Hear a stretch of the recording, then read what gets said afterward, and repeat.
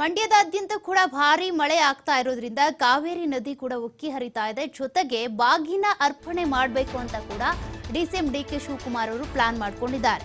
ಭಾರಿ ಮಳೆಯಿಂದಾಗಿ ಕೆಆರ್ಎಸ್ ಜಲಾಶಯ ಬಹುತೇಕ ಭರ್ತಿಯಾಗಿದೆ. ಹೀಗಾಗಿ ಗಂಗಾರತಿ ಮಾದರಿಯಲ್ಲಿ ಕಾವೇರಿ ಆರತಿ ಮಾಡೋಣ ಅಂತ ಪ್ಲಾನ್ ಮಾಡಿಕೊಂಡಿದ್ದಾರೆ.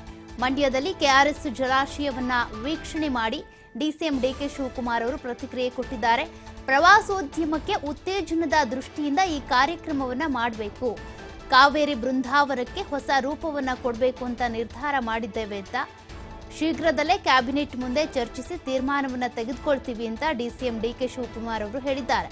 ಕಳೆದ ವರ್ಷ ಕಷ್ಟದಲ್ಲಿ ಇದ್ವಿ, ಆದರೂ ರೈತರ ಹಿತ ಕಾಪಾಡಿದ್ದೇವೆ.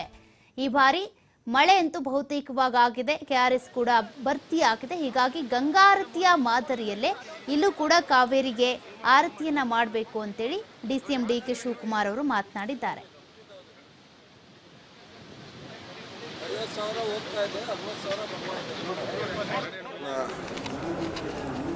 ಕೃಪೆ ತಾಯಿ ಚಾಮುಂಡೇಶ್ವರಿಯ ಅನುಗ್ರಹ ಇವತ್ತು ಕಾವೇರಿ ನದಿಗೆ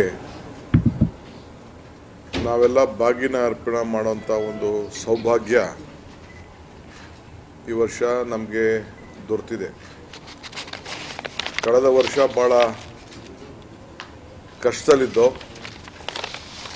ಆದರೂ ನಮ್ಮ ರೈತರನ್ನ ನಾವು ಕಾಪಾಡಿದ್ದೇವೆ. ನಮಗೆ ಶಕ್ತಿ ಮೀರಿ ಅನೇಕ ಅಡೆತಡೆಗಳಿದ್ದು ಕೂಡ ನಮ್ಮ ರೈತರನ್ನ ಕಾಪಾಡೋಂಥ ಕೆಲಸ ನಮ್ಮ ಜಿಲ್ಲಾ ಮಂತ್ರಿಗಳ ಸಮ್ಮುಖದಲ್ಲಿ ಅವರ ಮುಖಂಡತ್ವದಲ್ಲಿ ಮಾಡಿದ್ದೇವೆ. ಇವತ್ತು ಈ ವರ್ಷ ಹೋದ ವರ್ಷ 200ಕ್ಕೂ ಹೆಚ್ಚು ತಾಲೂಕುಗಳು ಬರಗಾಲ. ಈ ವರ್ಷ ತಾಯಿ ಕೃಪೆ ನಮಗೆ ಸಮೃದ್ಧಿಯಾಗಿ ಕಾಣ್ತಾ ಇದೆ. ಇಲ್ಲಿವರೆಗೂ ಈ ದಿನದವರೆಗೂ ನಮಗೆ ಕಾಣ್ತಾ ಇದೆ.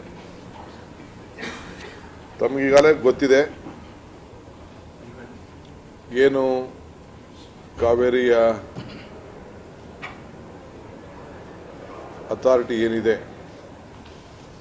ಆ ಅಥಾರಿಟಿ ಅವರು ನಮಗೆ ಆದೇಶ ಕೊಟ್ಟರು.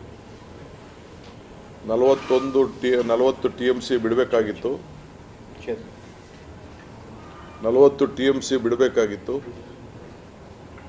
ಆದರೆ ನೀವು 20 TMC ಯಾರು ಕೂಡ ಪ್ರತಿದಿನ ಬಿಡಬೇಕು ಅಂತೇಳಿ ನಮಗೆ ಆದೇಶವನ್ನು 11ನೇ ತಾರೀಕು ಜುಲೈ ಕೊಟ್ಟು 31ನೇ ತಾರೀಕುವರೆಗೂ ಬಿಡಿ ಅಂತ ಹೇಳಿದರು.